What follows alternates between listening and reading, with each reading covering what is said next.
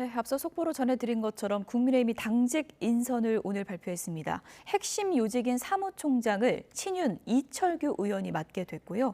전체적으로 친윤계로 짜인 새 지도부가 꾸려졌습니다. 악재를 잇따라 만난 민주당 이재명 대표는 자신을 향한 책임론 목소리에도 정면 돌파 의지를 굽히지 않고 있습니다. 국회 연결해 보겠습니다. 김승화 기자. 네, 국회입니다. 네, 당직 인선 내용 앞서 전해드렸는데요. 친윤 인사들이 전반적으로 배치가 됐죠? 네, 김기현 대표는 오늘 아침 당 최고위 회의에서 친윤계 초재선 의원들로 구성된 핵심 당직자 인선을 확정했습니다. 당 살림을 책임지는 자리인 사무총장인 재선의 이철규 의원, 전략기획부총장과 조직부총장인 각각 초선의 박성민, 배현진 의원이 맡게 됐습니다.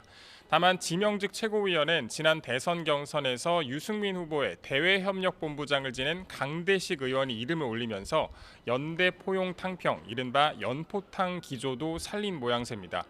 이런 가운데 새 지도부는 출범 이후 처음으로 윤석열 대통령과 오늘 만찬을 함께하며 당정 소통을 강조할 것으로 보입니다.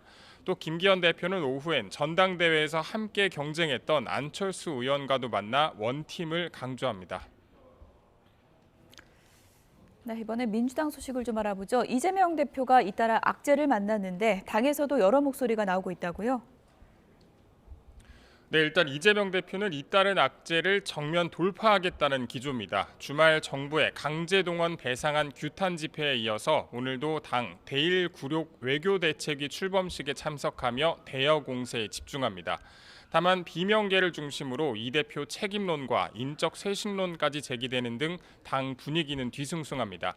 비명계로 꼽히는 전해철 의원은 오늘 아침 라디오에 나와서 이 대표가 당대표로서 책임감을 갖고 대응책을 마련하는 게 필요하다고 주장했고, 강훈식 의원도 신뢰의 위기 속에서 당대표가 가장 큰 책임자인 만큼 불신 해소에 적극적으로 나서야 한다고 말했습니다. 내일로 예정된 비명계 모임 민주당이 길 토론회와 모레 당내 최대 의원 모임인 더미래와 이재명 대표 간담회에서도 어느 정도 발언 수위가 나올지 주목됩니다.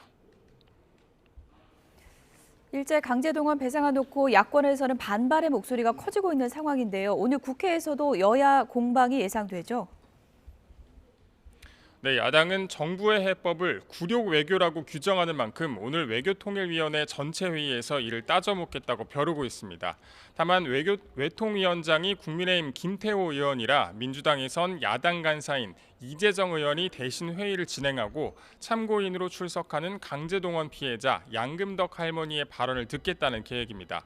하지만 여당은 정상회담 이후 전체 회의를 여는 게 맞는다는 입장이라 오늘 회의는 파행될 가능성이 큽니다. 다만 양금덕 할머니가 직접 참고인으로 오는 만큼 여당이 불참할 경우 이 부분은 부담이 될 것으로 보입니다. 지금까지 국회에서 YTN 김승환입니다.